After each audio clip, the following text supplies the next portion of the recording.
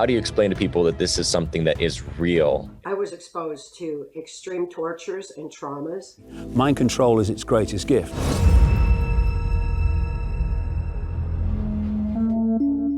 Breaking news. Governments are corrupt. They lie to their people, steal from their people, and occasionally kill them.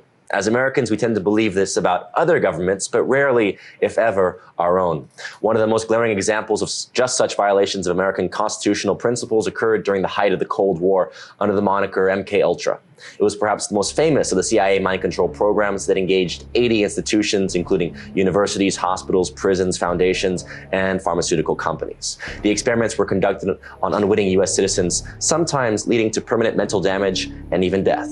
But here's the kicker. When the operation was finally exposed by Congress in the 1970s, the CIA had already destroyed the vast majority of the documentation on what they had actually done. Basically, a lot of this MK Ultra stuff, a lot of the experiments were initially done in concentration camps, like at Dachau and Auschwitz during World War II.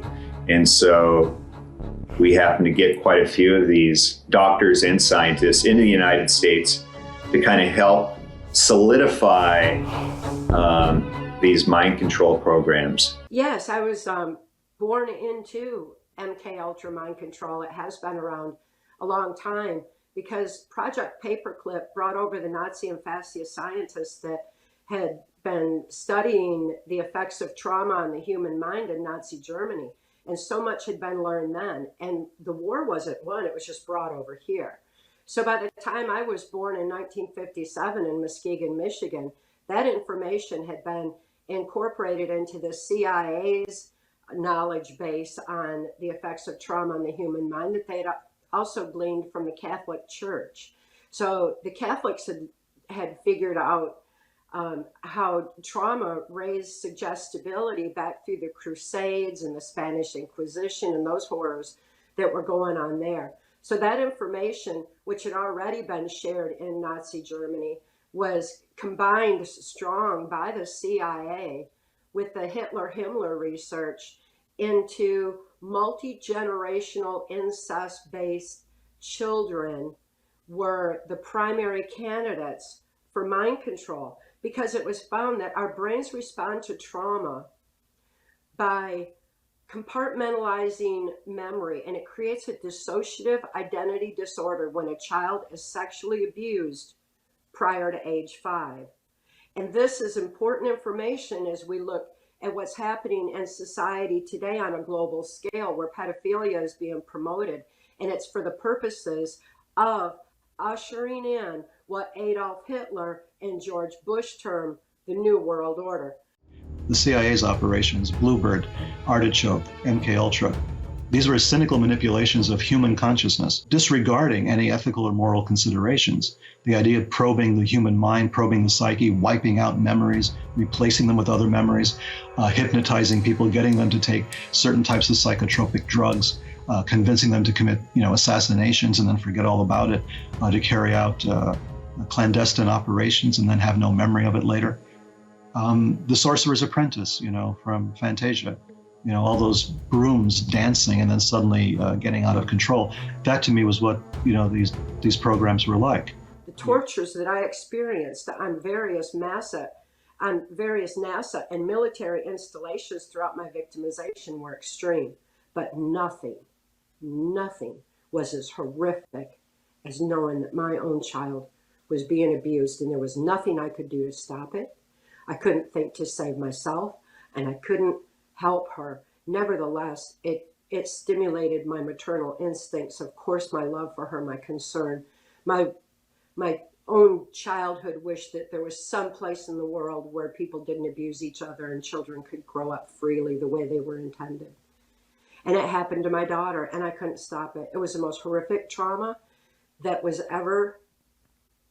ever exposed to, and it was really the ultimate control mechanism over me that would make me comply and do exactly what I was told to do.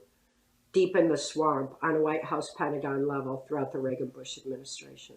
What they do then is they create a front altar with continuing that many politicians, top politicians have this done to them. They create what they call a front altar. That is the personality that to the public and to the person appears to be them.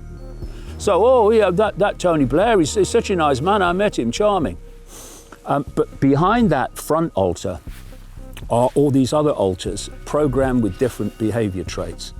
So, for instance, with the sex slaves, they will give the person a front altar, which is not a sex slave, anything but.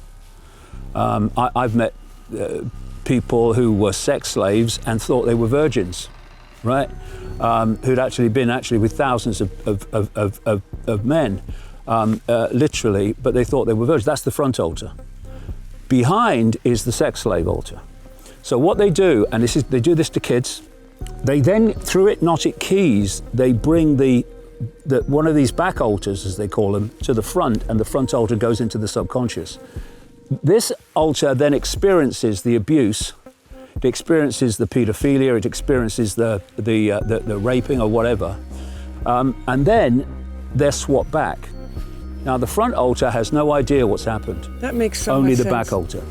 And I don't think we've ever seen, there's a famous, well, within our area anyway, a famous clip of Bill Clinton. And he's having his makeup put on before he does an interview. And he is absolutely out of it. He doesn't know where he is. You look at his eyes. And, you know, so many of these Hollywood people, these famous entertainers, because this global cult wants to control everything, it wants no states of flux, wants nothing it can't call, nothing it can't know the outcome and what it's going to be. Mind control is its greatest gift.